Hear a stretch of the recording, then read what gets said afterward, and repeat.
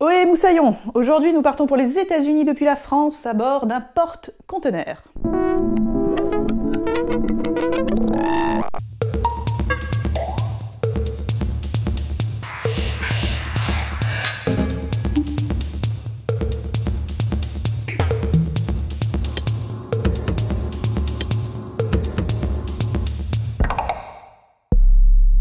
Salut à tous, c'est l'heure de Boukalicious. Aujourd'hui, je vous embarque avec Cargo sobre de Thierry Marignac aux éditions La Vagabonde. Ah, les traversées en mer. Ça nous fait penser à qui? À Kerouac, évidemment, à Burroughs, à Moby Dick, pourquoi pas à Duchamp aussi, bon, à Titanic, enfin bon bref, ça fait un petit peu partie de l'imaginaire collectif, littéraire et cinématographique de la fin du 19e jusqu'au 20e siècle. Grand voyageur, le romancier et traducteur Thierry Marignac s'embarque pour une traversée de 13 jours, depuis Fos-sur-Mer jusqu'à Port Elizabeth, New York, le port industriel de New York. Sur, donc, on leur a dit, un porte-container. Donc les gros bateaux avec plein de trucs dessus qui font peur quand on les voit passer au loin. On est donc très loin du confort cossu d'un transatlantique à la Titanic ou autres bateaux qui, eux, n'ont pas sombré. Sauf que, détail de taille, sur ce cargo, il n'y a pas d'alcool. Afin d'éviter que les marins se tapent dessus pendant toute la traversée, le capitaine a décidé que c'était un cargo sobre, donc pas une goutte d'alcool.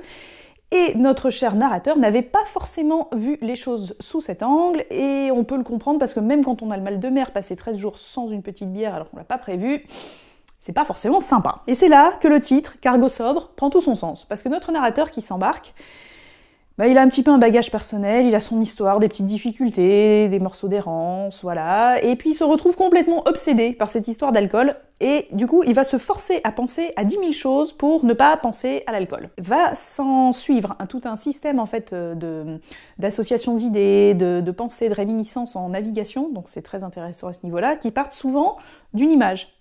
Et là ça va générer un souvenir, générer une association d'idées, et en fait ça crée quelque chose de très poétique et de très inspiré. Son récit est à l'image de la traversée, donc ça glisse, on glisse, mais on navigue entre réflexion et idées, entre réminiscence et réflexion, entre souvenirs et nostalgie. Très habile, l'auteur nous promène dans son espace personnel, dans son univers, dans sa tête, un peu à la manière dont un ami nous parle, mais c'est le plus souvent autour d'un verre. Il y a une espèce de discussion à bâton rompu, et en fait, l'obsession de l'alcool passe au premier plan, puisque notre narrateur aime bien s'en jeter un petit derrière la cravate de temps en temps.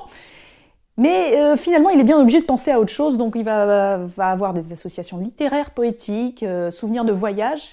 C'est un récit de voyage, puisqu'on part de France pour aller aux États-Unis, mais on va visiter plein d'autres endroits et découvrir énormément d'auteurs. Il en sort donc un récit teinté d'humour, c'est à la fois vif et piquant, et c'est un véritable hommage pour le coup à la littérature de voyage telle qu'on la connaît avec Genet, etc., dont on a déjà fait mention. C'est un très joli récit, très inspirant, qui donne paradoxalement envie de s'embarquer tout de suite, qu'il y ait de l'alcool ou pas, c'est pas grave, ça donne quand même un bel espace de réflexion, un bel espace de méditation et de ressourcement, un peu coupé du monde, on est hors du temps, et son récit est hors du temps, hors de l'espace, et c'est très agréable à lire. Voilà, je vous ai parlé de Cargo sobre de Thierry Marignac aux éditions La Vagabonde, et cet épisode vous a été présenté avec l'excellent Lipfly et la très bonne voix des Indés. Plus d'informations dans la description pour, comme d'habitude, découvrir ces maisons, découvrir des livres et pouvoir les chroniquer. Et sur ce, je vous dis à très bientôt, ciao ciao!